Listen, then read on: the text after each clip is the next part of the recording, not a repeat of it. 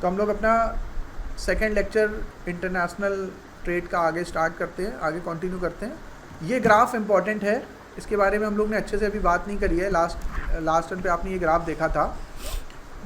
इसमें आप ये देख पा रहे होंगे कि जिस तरह से वो प्रीवियस ग्राफ थे उसमें ये येलो पोर्शन इंडिया को रिप्रेजेंट कर रहा है। ये इसको बड़ा करके देख लेते हैं, ये है इसका बड़ा वर्जन, दिख रहा है आपकी स्क्रीन पे। तो ये शेयर ऑफ जीडीपी है, वर्ल्ड पावर्स, और ये समय है। 0 ईसा मसीह का जन्म हुआ यहाँ पे, फिर ये 1517 से लेके 2017 तक का ग्राफ है, 2017, अभी 2021 चल रहा है। तो आप अगर उस समय देखेंगे तो शेयर ऑफ जीडीपी या सबसे शक्तिशाली साम्राज्य कौन है? हिंदुस्तान, ये। और उसके बाद फिर चाइना। हाँ, फिर जैसे जैसे आप इसको आगे कंटिन्यू करेंगे 17वीं शताब्दी, और ये वही टाइम है जब औरंगजेब का खात्मा हुआ और मिडवल हिस्ट्री ख़त्म हुई। देखिए, इंडियन हिस्ट्री को 3 पार्ट में बांटा गया है, एंशियंट, मिडवल और मॉडर्न। एंशियंट हिस्ट्री खत्म होती है हर्षवर्धन से 1000 के आसपास, यहाँ पे एंशियंट हिस्ट्री खत्म होती है। इसके बाद मिडवल स्टार्ट होती है, और जब औरंगजेब की मृत्यु होती है तब मिडवल हिस्ट्री खत्म हो जाती है और वहाँ से मॉडर्न हिस्ट्री शुरू हो जाती है। तो यहाँ से मतलब अंग्रेज जब ये औरंगजेब खत्म हुआ, वहाँ से मॉडर्न हिस्ट्री शुरू हुई, और ये अपनी जो इकनॉमी है वो डाउनफॉल पे आ गई, और अंग्रेज़ों ने अपने टेरिटरी को कैप्चर करना शुरू कर दिया। और देखिए उस समय की टॉप इकॉनमी कौन कौन थी। यूनाइटेड स्टेट का तो एग्जिस्टेंस नहीं था, ये स्टार्ट हुआ है यहाँ से। बाकी सारे देश भी थे, जो जापान, जर्मनी, स्पेन, ये सब भी बहुत छोटे छोटे थे। तो यहाँ से आपको काफ़ी आइडिया लगता है। आगे चलते हैं।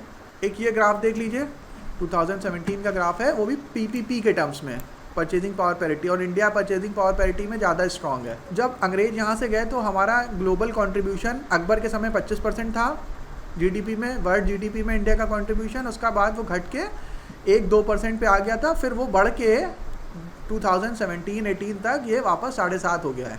हमारी परचेजिंग पावर पैरिटी के टर्म्स में जो इकॉनमी का साइज़ है वो 9.5 ट्रिलियन है, मतलब ये जापान से ज़्यादा दिखा रहा है। नंबर 1 पे चाइना है, फर्स्ट 23 ट्रिलियन के साथ, सेकंड पे अमेरिका है, और थर्ड पे इंडिया है, और जापान को वो 4th बता रहा है। नॉमिनल जीडीपी के टर्म्स में अमेरिका नंबर 1 है, चाइना सेकंड है, जापान थर्ड है, जर्मनी 4th है, ब्रिटेन 5th है, और उसके बाद इंडिया 6th पोजीशन पे है, ये ब्रिटेन है। ठीक है, तो इस तरह से चल रहा है। तो यहाँ से लेकिन ये जो एक्चुअल होता है वो ये होता है पीपीपी के टर्म्स में। तो पीपीपी के टर्म्स में लगभग हमारी 9-10 ट्रिलियन डॉलर की इकॉनमी हो गई है, जापान की 5.5 ट्रिलियन डॉलर की है।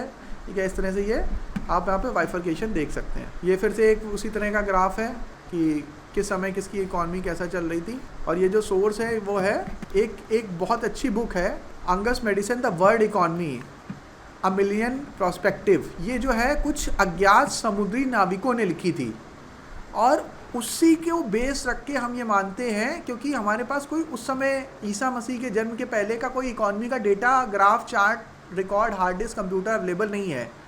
तो ये जो किताब है अंगस मैडिसन, जिसको ये जो है अज्ञात नाविक थे कुछ, उन्होंने लिखी, किसने लिखी ये नहीं पता, कुछ नाविकों ने लिखी है। तो उसके बेस पे ये माना जाता है कि हमारी जो इकॉनमी थी वो, मतलब वो ये बताते हैं कि जो पूरी दुनिया का सोना इंडिया में आता था और सारी सबसे स्ट्रॉन्ग इकॉनमी थी इंडिया की, वो उसी बुक के बेस पे बताया जाता है। और ट्रेडिंग वगैरह में भी हम लोग नंबर 1 थे।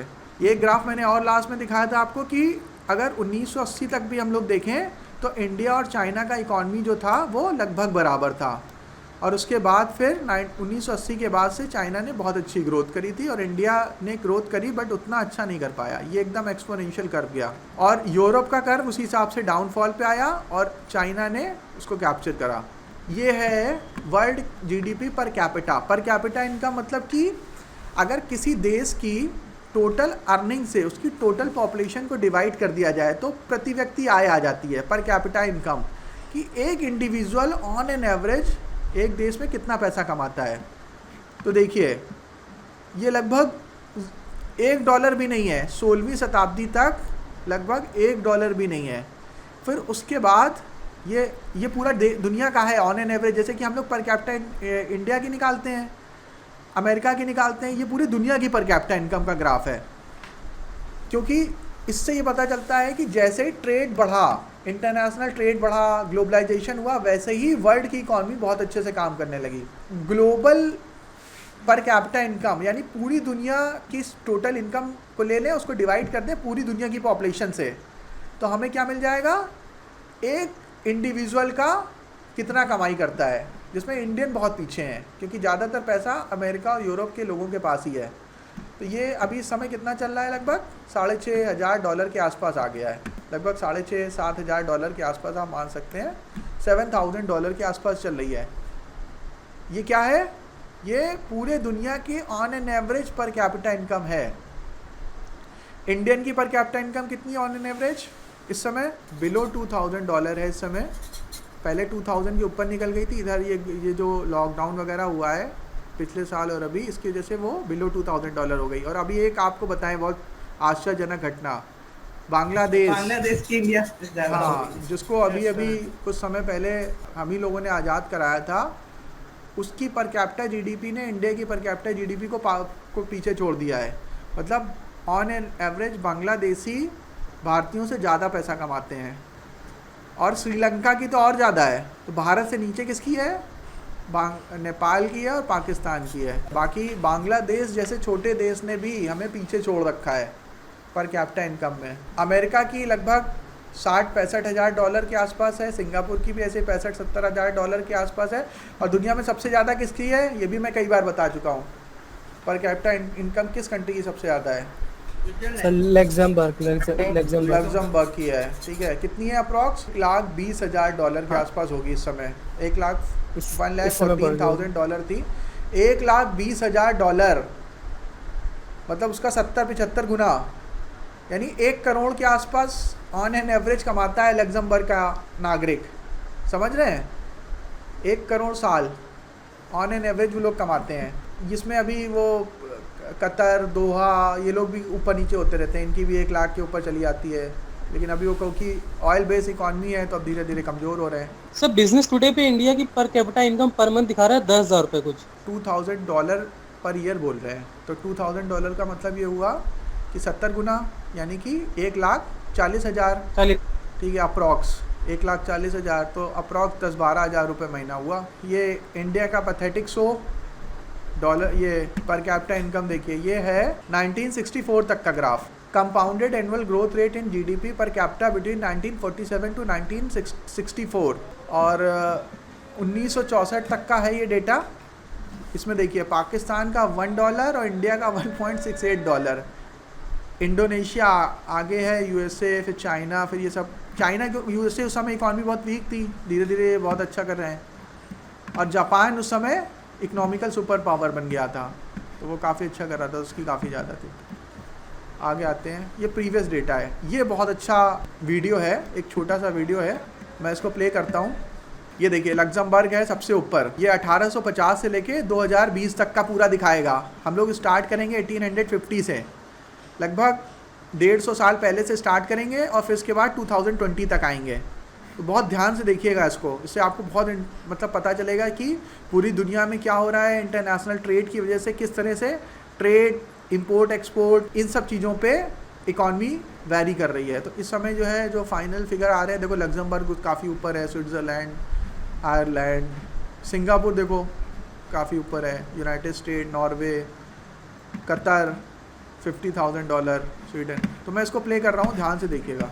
सर बांग्लादेश और श्रीलंका का तो मतलब कुछ दिन में पीछे छोड़ ही देंगे ना, मतलब हाँ छोड़ देंगे, बट लेकिन अभी श्रीलंका तो बहुत आगे है मेरे ख्याल से, अभी तो उसको छोड़ने में हमें नानी याद आ जाएगी। हाँ ध्यान से देखिएगा, 1850 से स्टार्ट हो रहा है। ये समझ रहे हैं क्या हो रहा है, ये घड़ी चल रही है, ये क्या हो रहा है, ये टाइम लैप्स सर, मतलब मतलब कि समय जैसे जैसे आगे बढ़ रहा है तो ये पोजीशन वेरी कर रही है।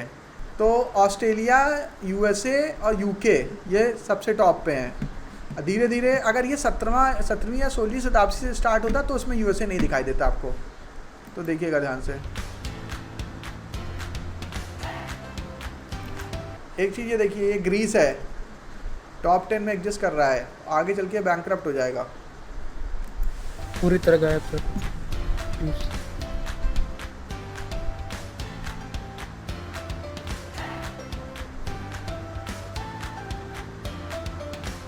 एकदम देखो ये एकदम से न्यूजीलैंड निकल के सबसे ऊपर आ गया, था ही नहीं पूरी स्क्रीन में, देख रहे हैं पूरी स्क्रीन में न्यूजीलैंड कहीं पे था नहीं, एकदम से निकल के ऊपर आ गया। ये कैसे, और ऑस्ट्रेलिया नंबर 1 पे, अमेरिका और ब्रिटेन पीछे।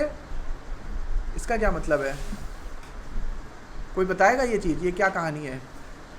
न्यूजीलैंड ऑस्ट्रेलिया टॉप कर रहे हैं। सर न्यूजीलैंड और ये ऑस्ट्रेलिया में भी 1872 की बात है। ब्रिटिश रूल ही तो था सर वहाँ पे भी। हाँ, रीज़न ये है कि न्यूजीलैंड ऑस्ट्रेलिया किसकी कॉलोनी थी? ब्रिटेन की। ब्रिटेन के झंडे का क्या नाम है? हिंदुस्तान के झंडे का क्या नाम है? से इंडिया का तिरंगा उनका यूनियन जैक है सर। हाँ, हिंदुस्तान के झंडे को हम लोग तिरंगा कहते हैं, और ये ब्रिटेन का जो झंडा है इसको हम लोग कहते हैं यूनियन जैक। तो देखो, तो ये जो इसमें देख रहे हो आप न्यूजीलैंड ऑस्ट्रेलिया के फ्लैग में, तो देखिए ये यूनियन जैक बना है ऊपर कॉर्नर में। तो इसका मतलब ये ऑस्ट्रेलिया और न्यूजीलैंड किसकी टेरिटरी है? यूके की है। आगे चल के फिर वो स्वतंत्र देश बन गए थे, लेकिन इस समय ये इसी की टेरिटरी है। तो क्या ये इसके पास प्रॉस्पेरिटी थी, पूरी दुनिया में इसी का कब्जा था। तो इसकी वजह से उसने क्या किया, ऑस्ट्रेलिया का एक छोटा सा स्टोरी बताते हैं आपको कि ऑस्ट्रेलिया को कैसे इन्होंने डेवलप किया। ऑस्ट्रेलिया की खोज हुई, अफ्रीका और ऑस्ट्रेलिया काफ़ी बाद में खोजे गए थे। अफ्रीका को काफ़ी बाद में अंधेरा महाद्वीप कहते थे। तो जब ऑस्ट्रेलिया खोजा गया तो वो अभी भी उसकी जो डेंसिटी है वो बहुत कम है, पॉपुलेशन डेंसिटी, मतलब एक स्क्वायर किलोमीटर में 1 या 2 लोग रह रहे होंगे, क्योंकि वो पूरा कॉन्टिनेंट है। हाँ, और पॉपुलेशन बहुत कम, मतलब ऑस्ट्रेलिया की पॉपुलेशन के बराबर की पॉपुलेशन हमारी इंडिया की हर साल बढ़ जाती है। इतने बच्चे हमारे यहाँ नए पैदा हो जाते हैं जितनी ऑस्ट्रेलिया में टोटल पॉपुलेशन है। इतना बड़ा टेरिटरी, तो उसमें नेचुरल रिसोर्सेज बहुत ज़्यादा, और अंग्रेज जो का पूरी दुनिया में कब्जा। तो उन्होंने क्या किया, सिनर्जी डेवलप कर ली, वहाँ के नेचुरल रिसोर्स निकाले जिसको बेचे जाके पूरी दुनिया में, तो वहाँ पे पैसा आया। तो उसकी वजह से न्यूजीलैंड और ऑस्ट्रेलिया को सीधे तुरंत एडवांटेज मिल गया, क्योंकि वो उसी की कॉलोनी थे। तो ये इंटरनेशनल ट्रेड से सब रिलेटेड है। जहाँ पे भी ट्रेड पॉसिबल है, जहाँ ज़्यादा ट्रेड हुआ वही इकॉनमी टॉप कर जाएगी। आगे बढ़े।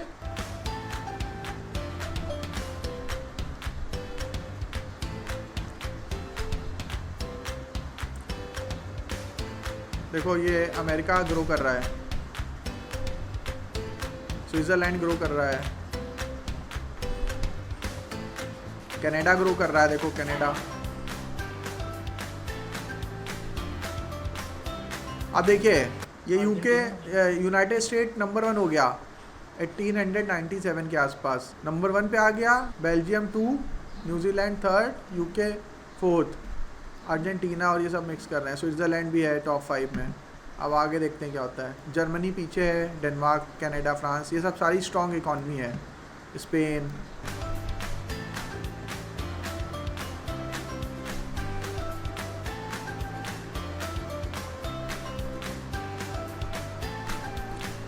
नाइनटीन सेंचुरी स्टार्ट हो गई है।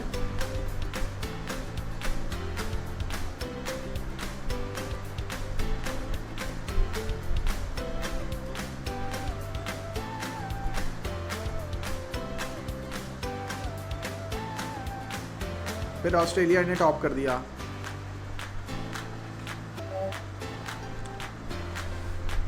हाँ, इंडिया है ही नहीं कहीं।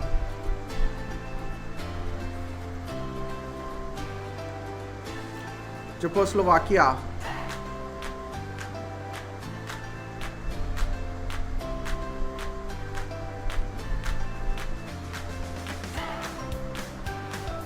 लग्जमबर्ग आ गया एकदम से, ये कहीं नहीं दिख रहा था, एकदम से ऊपर आ गया।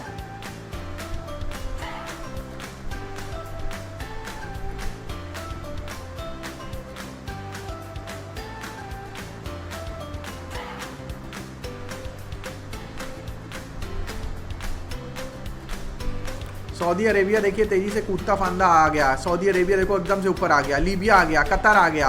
अब 1 मिनट रोकेंगे। अब देखिए एकदम से समीकरण बदल गए। 1977 में एकदम समीकरण बदल गए। सब देखो वो सब गायब हो गए। ये ऊपर कौन आ गए? Qatar, Kuwait, Libya. ये एकदम से क्या हो गया? सऊदी अरेबिया, ये सब आ गए टॉप 5 में। बाकी सब वो नीचे चले गए, गायब हो गए। ऑस्ट्रेलिया, न्यूजीलैंड वो सब तो चले गए, गायब हो गए। ऐसा क्यों? सर क्योंकि ये तेल का व्यापार करते हैं ना सर, इसलिए। हाँ, क्योंकि ये जो है वो क्रूड ऑयल का ट्रेड करते हैं। और इस समय तक ऑटोमोबाइल सेक्टर में और तेज़ी से ग्रोथ हुई। और तरह तरह की गाड़ियाँ, हैवी व्हीकल से स्टीम इंजन कह रहे हो, डीजल इंजन, ये सब बनाने जाने लगे और पूरी दुनिया को तेल की रिक्वायरमेंट हुई। और अमेरिका को समझ में आ गया कि भाई जिसके पास तेल है वही टॉप करेगा। इसके लिए फिर अमेरिका ने क्या बदमाशी करी कि इराक, ईरान, इन सबको वो करना शुरू कर दिया, दबाना शुरू कर दिया, वहाँ के ऑयल रिसोर्सेज पे कब्जे करने की कोशिश करना लगा। पूरी दुनिया में क्या करा उसने, क्रूड ऑयल को डॉलर से लिंक करा दिया, क्योंकि उसको पता था कि अब उसको अगर टॉप करना है तो उसको क्रूड ऑयल का सारे खजाने पे कब्जा करना पड़ेगा। तो क्योंकि उसके पास ज़्यादा क्रूड ऑयल है नहीं, उस समय नहीं था, अभी तो बहुत सबसे ज़्यादा बड़ा ये सारे मेरे ख्याल से एक्सपोर्टर यही होगा यूनाइटेड स्टेट, लेकिन उस समय उसके पास तेल ज़्यादा नहीं था, तेल रिजर्व इन सब कंट्री के बाद ज़्यादा था, Saudi Arabia, Libya, Qatar, Kuwait, इन सब के पास काफ़ी ज़्यादा तेल था। तो उसको ये समझ में आ गया था कि भाई जिसके पास तेल भंडार है और वही उसी की इकॉनमी सबसे अच्छा करेगी। और तो ग्लोबल ट्रेड में, इंटरनेशनल ट्रेड में क्रूड ऑयल का सिग्निफिकेंस एकदम से बढ़ गया, क्योंकि हर चीज़ तेल से ही चलती थी। जनरेटर, इलेक्ट्रिसिटी के लिए उतनी ज़्यादा अच्छी थी नहीं, लोग जनरेटर चलाते थे, ट्रेन भी डीजल से चलती थी, कारें और सारी चीज़ें, फैक्ट्रियाँ सब डीजल से ही चलती थी, डीजल पेट्रोल। तो डीजल पेट्रोल की एकदम से रिक्वायरमेंट बढ़ी और जिन लोगों ने डीजल पेट्रोल पूरी दुनिया में बेचा उनकी इकॉनमी टॉप करने लगी, मतलब उनकी पर कैपिटा इनकम एकदम बढ़ गई। तो अमेरिका ने फिर क्या किया, आगे चल के धीरे धीरे ऑयल रिसोर्सेज को कैप्चर करना शुरू कर दिया। सर अमेरिका कहीं ना कहीं रिस्पॉन्सिबल है सर सद्दाम हुसैन के मरने का? बिल्कुल बिल्कुल, उसने ही ने तो किया ही था। वो चाहता था कि वो ऑयल रिजर्व पे कब्जा कर ले, इसीलिए तो उसने हमला किया था, इसीलिए उसने सद्दाम हुसैन को मारा। आप देख रहे हो, देखो कतर, कुवैत, लीबिया टॉप पे हैं, ठीक है। फिर उसके बाद United states, Switzerland, Saudi Arabia भी ऊपर आ रहा है धीरे धीरे।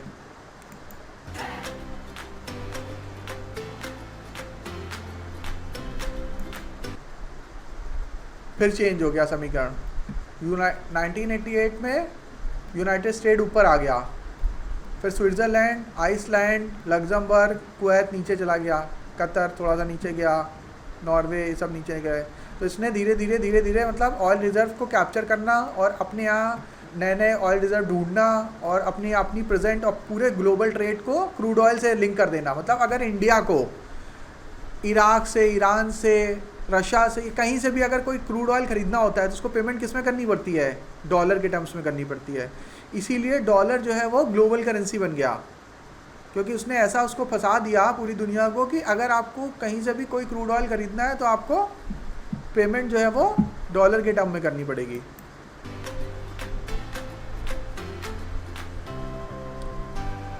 अब देखो वो सारे के साथ यूनाइटेड अरब एमिरेट्स एकदम से ऊपर आया।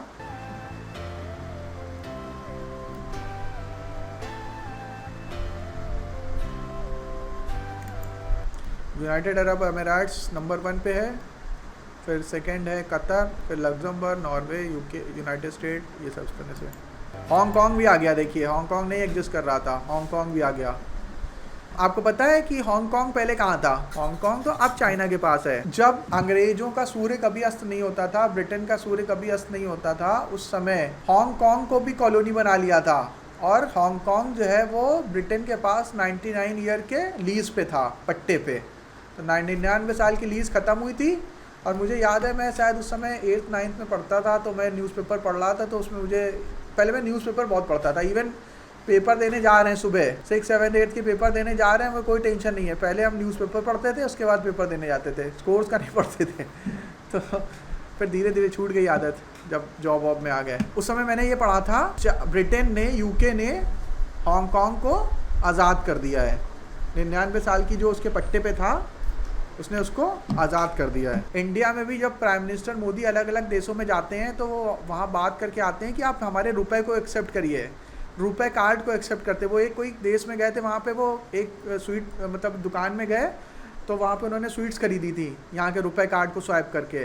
यानी मास्टर कार्ड और वीज़ा अमेरिका की कंपनियाँ हैं, मास्टर कार्ड और वीज़ा। और पूरी दुनिया में अगर आप अब अगर मान लो यूरोप जा रहे हैं, अमेरिका जा रहे हैं, तो क्या नोट भर के लेके जाओगे बैग में? क्या लेके जाओगे? वहाँ जा रहे हो तो डेबिट क्रेडिट कार्ड लेके जाओगे। और अगर अमेरिका आज रात में बोल दे कि कल से इंडियन लोगों के लिए वीज़ा मास्टर कार्ड अपनी सर्विसेज ख़त्म कर रहा है, बहुत ध्यान से समझिएगा इंटरनेशनल ट्रेड का कि क्या इम्पैक्ट है और इंटरनेशनल डिप्लोमेसी और ये जो टेक्नोलॉजी है और ये इकनॉमी है इसका क्या इम्पैक्ट आ सकता है। मतलब आजकल जो इकॉनमी है वो इतनी पावरफुल हो गई है कि आपको किसी दूसरे देश को हराने के लिए उसके ऊपर बम बारूद गोले न्यूक्लियर वेपन चलाने की ज़रूरत नहीं है।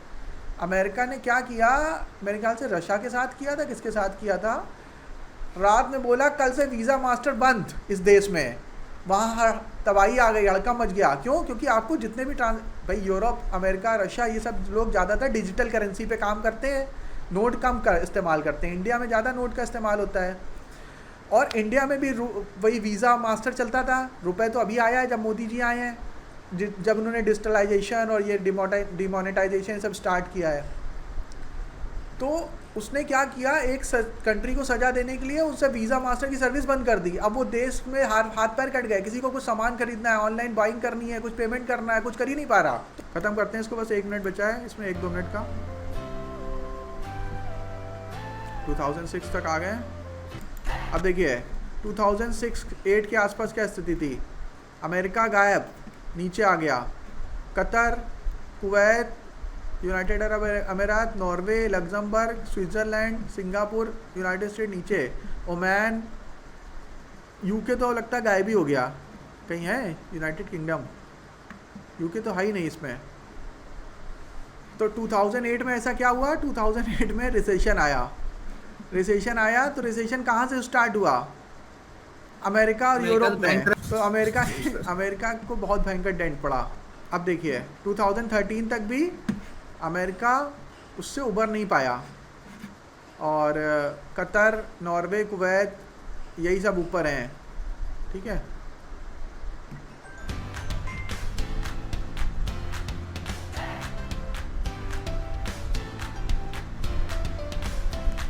टू 2020 में देखिए क्या, 2020 Luxembourg, Switzerland, Ireland, Norway, United state, Singapore, Denmark, Qatar, Australia, Finland, Germany.